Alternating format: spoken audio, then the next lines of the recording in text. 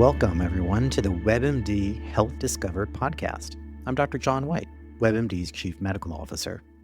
We all age, but how and when has been a bit of a mystery. New research, though, helps shed some light on aging, and it might even challenge our conventional wisdom. To help explain it all is my guest, Dr. Michael Snyder. Dr. Snyder is the Stanford Asherman Professor and the Director of the Center of Genomics and Personalized Medicine at the Stanford School of Medicine.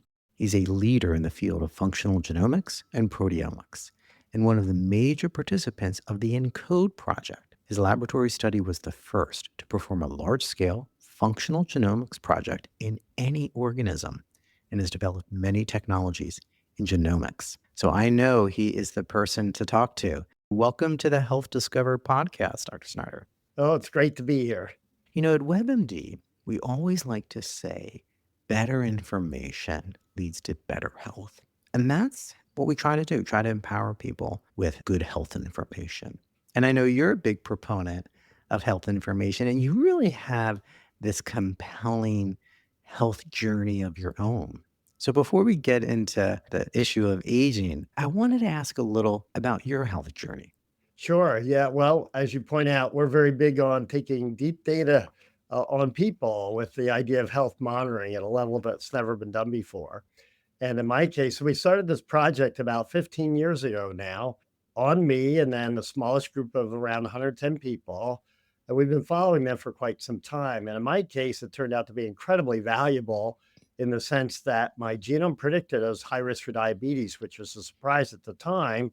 And then, what you know, it, I actually got diabetes. It was discovered during this profiling period. And so that was predicted from the genome. And by doing the steep data, we discovered that. And then I also discovered when I first got Lyme disease, of all things, with a simple smartwatch and a pulse ox. So we think this health monitoring can be super, super powerful. And me, it's been powerful at least twice in my life. What did your smartwatch tell you that kind of gave you a hint? Yeah, two things. One is that my resting heart rate went up. And it turns out I was wearing a pulse ox as well. My blood oxygen dropped. And that was the first clue. It was all pre-symptomatically, meaning I saw these changes before symptoms appeared. It told me something was up. And then I did get symptoms off and on. It was diagnosed ultimately as Lyme disease. Well, that is interesting. Well, let's turn to the topic of accelerated aging. And I know you're not a huge fan of that term, but there's been a lot of publicity around this recent study that talks about that we tend to think we age kind of in this linear pattern, right? As we get older, we tend to age kind of like a car. The longer we have the car, the more problems that occur. But some research suggests that there's these bursts of aging, and they may occur in the 40s and again in their 60s. So talk to us about this concept. Yeah, so it's exactly what you say. Everybody assumes that we just gradually age and then pass away. So we decided to see, well, are there changes? What changes, first of all, are occurring as people go through, these various age periods? So by following this group of people, we actually followed them longitudinally, and then we also did the analysis, what's called cross-sectionally. We basically discovered that people don't just age gradually, that some things, there are all kinds of biological processes that occur at different times, but we asked where the most changes are occurring, and once you know it, it was in the 40s, the early 40s, and actually in the 60s. Now the 60s we expected, people know that already. There's something called sarcopenia where you lose muscle mass, your immune system declines. That's why we get vaccinations when we hit our 60s. So that was kind of expected. We did discover things a lot more than was known because we are doing these deep data dives on people, meaning we saw that oxidative stress, other sorts of things were happening in the 60s that weren't as well. In fact, kidney decline seemed to be occurring in the 60s. So we saw things that weren't necessarily known. But the one in the 40s was not expected necessarily. I think at hindsight, you can kind of rationalize it. People do get kind of hurt themselves athletically as they hit their 40s. We know that anecdotally, but we could see that. We could see changes in muscle and components as well as other things as well. And you said early 40s, you saw some of this data. Yeah, around 44 is where it's centered, but it's a broad range. But yeah, we saw changes in lipid metabolism in the hindsight. I think that makes sense with people's fat distribution shifting and lipids start going off. And that was one thing. We saw changes in alcohol metabolism, caffeine metabolism hitting in the 40s. So that was a bit unexpected. And I think the information is useful. Then what's happening in the 50s? I have to ask. Your carbohydrates are shifting a bit, carbohydrate metabolism, oxidative stress. Some of these things are occurring throughout your life, but these 40s and 60s are periods where there are particular bursts of Wow. changes, if you will. And that's important information for people to know. And we'll talk about why that's important. But I also want to ask you, how do people recognize the signs of this perhaps quicker aging, right? Because as we age, there are normal signs of aging that, are the shape of our cornea changes and in terms of how we see, in terms of our hearing. What should people be aware of? Yeah, I don't think we measure ourselves enough, to be Mm, perfectly honest. And it's when you're healthy, people usually don't go to see a physician.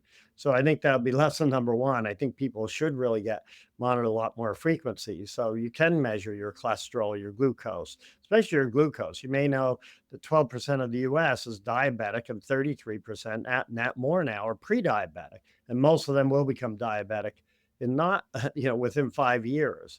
So we have a diabetes crisis that's out there that most people are ignoring and they're not even aware. Most pre-diabetics don't know it. 90% don't know it. So I think just getting yourself measured, checked up, see what your glucose looks like. And there are new ways of doing this. There are continuous glucose monitors that will actually track your glucose every 5 minutes. And you can see, turns out it's really interesting. Different foods spike different people. And so we all have our own personal patterns. What foods you eat spike your glucose may not be the same as those for me. In fact, they won't be. And so knowing that's super important because then you can eat the foods that don't spike you and avoid those that do. And it doesn't mean you don't eat things you like, you just eat healthier things specifically for you. I think getting yourself measured, knowing that kind of information, and we're in a world where we can now do this. One thing our lab happens to do, we discover a lot of things and then we spin off companies. So we did spin off one of these continuous glucose monitoring companies.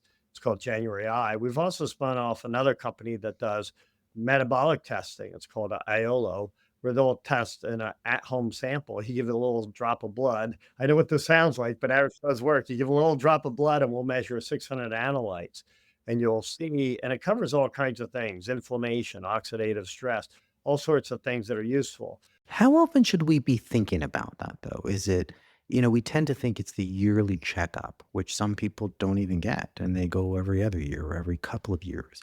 As we approach our 40s, given this research around accelerated aging, should we be going in once a year, every other year, or is this concept of continuous monitoring? You mentioned CGMs, continuous glucose monitors. You mentioned, smartwatch. The smartwatch and other wearables can collect continuous data. So, what should we be utilizing, Dr. Snyder, as we know kind of this new data about aging? Yeah. I think some of these continuous monitors, everybody should be wearing. Yeah. So smartwatches now, I'm overboard. You can see my three. How many do you have on there? Yeah, 3 watches. I often wear 4, 1 broke. I have a ring that measures. Believe it or not, That might normally be a wear little a too much. yeah, I don't think you need all these. Now, I'm a scientist. I'm trying to use them all to figure out which one's best and what frequency these devices should be tuned at and things like that. So, but the average person just needs one, but they're very valuable. You'd be amazed. So we can tell you when you're getting COVID on average 3 days in Okay. advance of symptoms. And especially looking at trends, like you mentioned, your heart rate was higher than usual. So maybe sometimes the exact number for wearables is we shouldn't, hang our hat on, but we should look at trends. Is that something that you recommend to people? Absolutely. So it's really critical you know your baseline so that you can see shifts from your baseline. And our baselines are all different. Our resting heart rate is different. Our, blood oxygen, everything about us is different from one person to the next. So knowing your baseline so you can see a shift from that baseline is absolutely key. And that's how I figured out my Lyme disease. That's how we now detect when people are getting respiratory viral infections. This will be the future. You'll be able to tell mental stress from a simple smartwatch as well. We've in fact shown that when people get stressed at work and you will actually pick that up. And so we think this kind of information is very, very valuable. What about these tests that I see advertised that can tell me my biologic age versus my chronologic age, or they could tell me the age of my heart and my brain? In theory, that could be useful information as we talk about accelerated aging, but do we have enough data right now to do that? Yeah, and in fact, that's one of the things we discovered from our research, as because we're tracking people over time, we can see how they change, and which we interpret as aging. And it turns out that everybody ages differently. Some people are cardio agers, some are Mhm. immune agers, some are metabolic, some are all the above. And knowing that is very, very valuable because the information is actionable. Do we have a good way to know that right now for the general consumer? We first discovered this through our research, and we literally measure 135,000, take 135,000 measurements every time we sample someone. So we'll follow their microbiome and their, as many molecules out of their blood and urine as possible. And so we do see how the what changes are occurring. And that information, as I say, depends from one person to the next. So we now have spun off a company on this, that one I mentioned earlier, Iolo. They actually will follow 600 metabolites. And they'll not only tell you your overall biological age relative to your chronological age, meaning you might actually be older or younger than your actual age in years, but they'll tell you exactly what's going on, like your oxidative stress is off, and actually you're older in your oxidative stress or inflammation.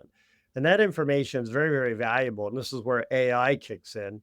You can collect information that's out there in the literature, but also combine it with information around yourself and actually make good, I think solid recommendations. And it's not just exercise more, eat better. It's very specific. You should eat, if your oxidative stress is off, they'll tell you 5 things to eat. And I'm a big believer in that. So if you're tracking yourself, you can see what's shifting in an adverse direction and take action. Yeah, what about the role of physical activity? Would we change the physical activity based on this information? Should we be doing different types of exercises in our 40s and our 60s? Yeah, I believe absolutely. So, in fact, that's the number one thing I recommend for living a long, healthy life. And most people in the longevity field will say the same. Exercise is number one. So, I exercise every day. And to be honest, I do strength training because those shifts we were seeing in the 40s and 60s, muscle was one of the top items there. And there's something called your extracellular matrix proteins and key muscle proteins that are shifting during those times. So, and it's very clear as people hit their 60s, they get sarcopenia, and that's a problem. And exercise makes all these beneficial hormones, they call them mitokines and things like this, that are really, really good for your health. And keep your muscle mass up is really important. So, this advice that when people turn 80 and you say, well, grandpa, it's okay, take it easy, sit down. That's actually bad advice. You actually want them to keep moving because that'll keep their health up. And I think it's just good for your vascular and your microvascular system. So I'm a big believer in not just exercise, but strength training in particular for the muscle mass. We don't know why they're the big changes in the 40s. My guess is as people hit their 30s and 40s, they probably aren't getting as much exercise or nutrition, and they have a lot of other life stresses that are hitting. And that's probably why some of those shifts, including muscle mass shifts, are occurring then too. So I'm a believer you should keep it up your whole life. I myself was a runner for a long, long time, and I'm a type 2 diabetic. I'm a weird one. And I shifted from running to weight training to increase my muscle mass. Now, in my case, it didn't work because I'm a weird diabetic, as they say. Muscle mass increase didn't help, but I keep it up anyway because I think it's just really, really good for your health. We'll call it unique, a unique type of diabetic. Yeah. Now, what about the role of sleep as we age? Recognizing these bursts in the 40s and the 60s, should we change our sleep patterns? Getting a good night's sleep is really important. It's not an area we've been studying much, but we're starting to do a lot there now. So most people tell you get at least 7 or 8 hours. And as you get older, people have a tendency to sleep less, and that's actually not good. And we have some studies showing it correlates with increase in glucose dysregulation, meaning diabetes and prediabetes is likely to happen if you don't sleep as much.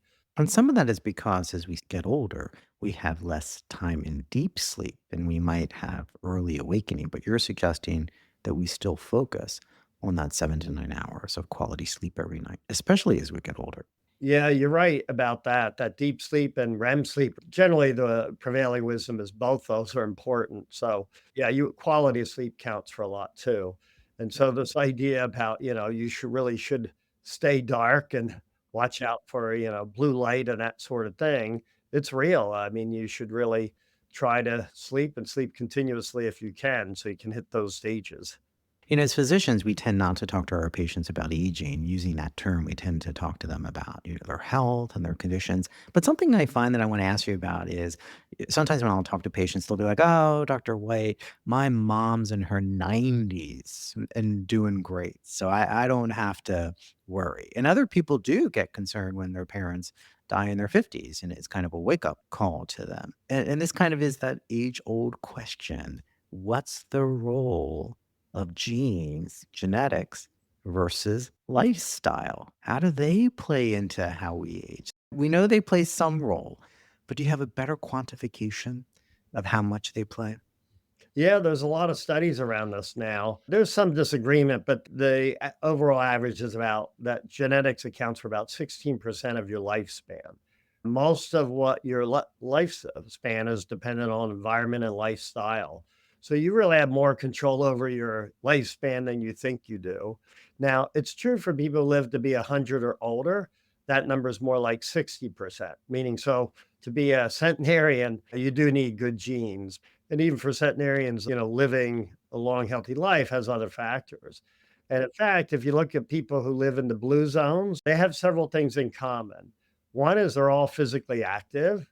Second, they all have pretty good nutrition, and Mediterranean diet's one form of that. There are other forms of a healthy diet as well. They're generally low in ultra processed foods and things like that. And they have good social networks, actually. So, socialization is a very, very important part of longevity. So, we think it's important that you do all of those. And sleep has not been incorporated as much, but I think most of us think they probably sleep pretty well too. And they have this sense of real community in their areas where they're physically getting together and looking after each other. It's not all virtual time and they're social friends on various platforms. I have to ask you about the role of stress and how stress factors into this. If you are very stressed, would that accelerate your aging even more or to a greater degree?